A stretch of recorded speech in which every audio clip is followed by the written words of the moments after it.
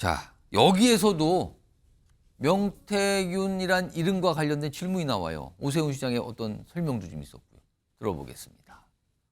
시장님 살려달라고 울었다라고 명태균 씨가 이야기를 하고 있습니다. 그런 사실이 있습니까? 국정감사장에 어울릴 법한 질문은 시장님 아니라고. 본인이 판을 짰다고 주장을 합니다. 이 부분에 대해서 동의 안 하시죠? 아유, 허무맹랑한 소리죠. 네. 명태균 씨에 대해서 명예훼손으로 고소할 생각 있으십니까? 네, 고소장은 써놨습니다. 언제쯤 하시나요? 지금 여기 계속해서 보시면 저렇게 사실무근인 얘기를 하면 네. 고소를 안 할 수가 없습니다. 자신 있으면은 뭐든지 다 폭로하라고 하십시오. 명태균 씨는 시장님에 대해서 잘 아시고 관련해서 협박까지 하고 계신데 고발장 제출하실 겁니까? 예, 하여튼 뭐 앞으로 하는 걸 봐서 결정하려고 합니다. 예.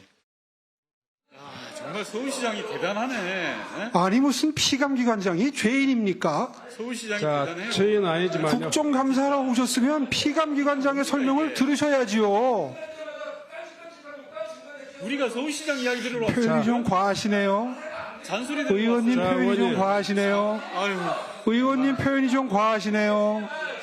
깐족된다니요? 제가 지금 깐족됐습니까?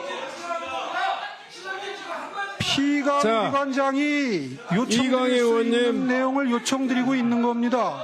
자, 이광희 의원님 잠깐만요. 자, 이광희 의원님. 참. 자, 제가 질의하겠습니다.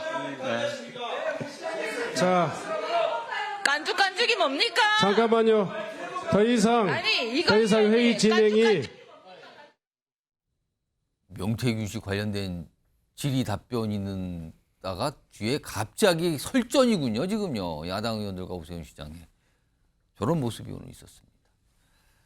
최재형 평론가.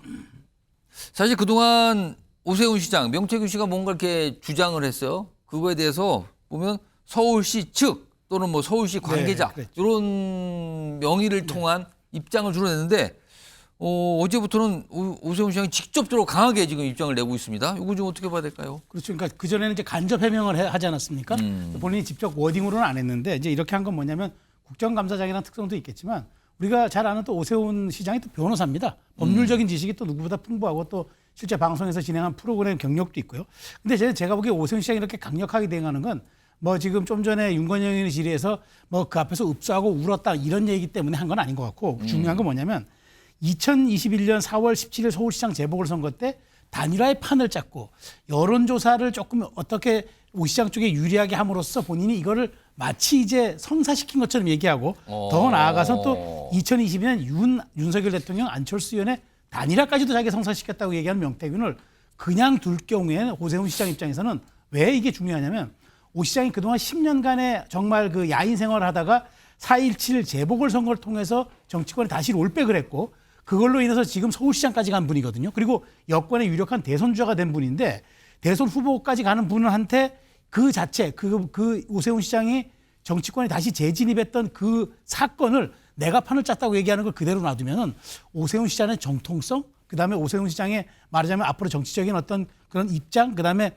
그 오세훈 시장의 브랜드 다 흔들리는 거죠. 그런 측면에서 정말 여기에 대해서는 강력하게 대응해주고 선을 그어줘야 한다는 오세훈 시장의 나름대로의 전략적 판단이 작용한 것 같습니다.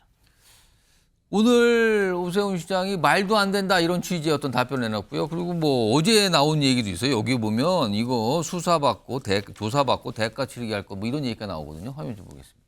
명태균 씨 관련해서 이상하고 위험한 사람이라는 판단이 들어서 관계를 단절했다. 명 씨는 검찰 수사를 통해 철저히 조사받고 그 대가를 치르게 될 것이다. 그리고 앞서서 오늘 국정감사장에서는 고소장 이미 써놨다는 얘기까지 꺼내놨거든요. 박찬환 교수님, 고소가 들어가고 이럴 가능성이 좀 생긴 거네요, 일단.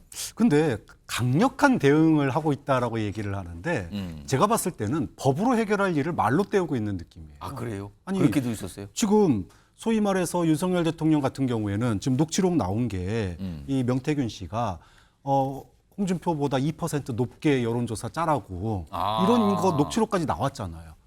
이게 정말 진실이라면 이거야말로 그 소위 우리가 과거에 드루킹 사건이나 대선 댓글 조작과 비견되는 사건입니다. 근데 이거에 이런 폭로가 터졌는데 거기에 대해서 고소고발이 안 들어가고 있어요.